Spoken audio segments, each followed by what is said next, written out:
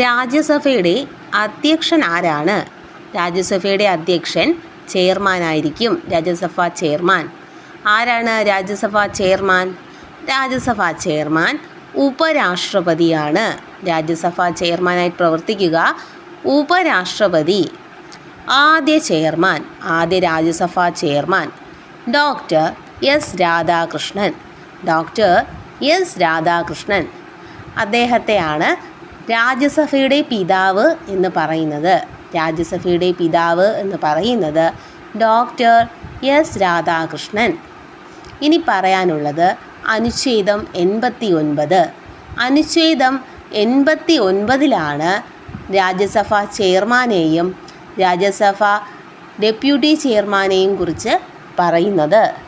അനുച്ഛേദം 89 രാജ്യസഭാ ചെയർമാനെക്കുറിച്ചും ഡെപ്യൂട്ടി ചെയർമാനെക്കുറിച്ചും പ്രതിപാദിക്കുക. ഇനി അനുച്ഛേദം 97 രാജ്യസഭാ ചെയർമാൻ്റെയും ഡെപ്യൂട്ടി ചെയർമാൻ്റെയും ശമ്പളത്തെക്കുറിച്ച് പ്രതിപാദിക്കുക.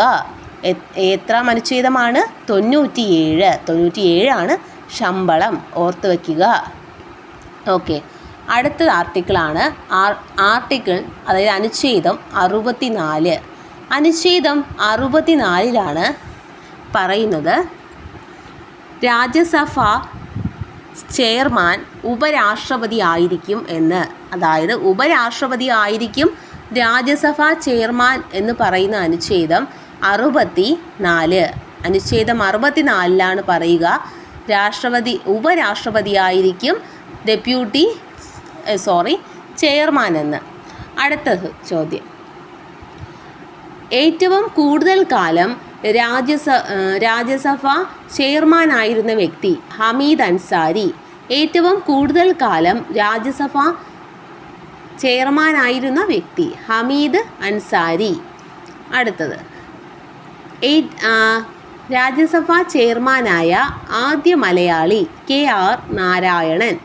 രാജ്യസഭാ ചെയർമാനായ ആദ്യ മലയാളി KR നാരായണൻ. രാജ്യസഭാ ഡെപ്യൂട്ടി ചെയർമാനെ രാജ്യസഭാ അംഗങ്ങൾക്കിടയിൽ നിന്നുമാണ് തിരഞ്ഞെടുക്കുന്നത്. ചെയർമാൻ്റെ അഭാവത്തിൽ രാജ്യസഭാ നടപടിക്രമങ്ങളിൽ നടത്തുക ഡെപ്യൂട്ടി ചെയർമാനായിരിക്കും. അടുത്ത ചോദ്യം. ആദ്യത്തെ deputy chairman SV Krishnamurthy Rao. രാജ്യസഭയിലെ ആദ്യ deputy chairman SV Krishnamurthy Rao.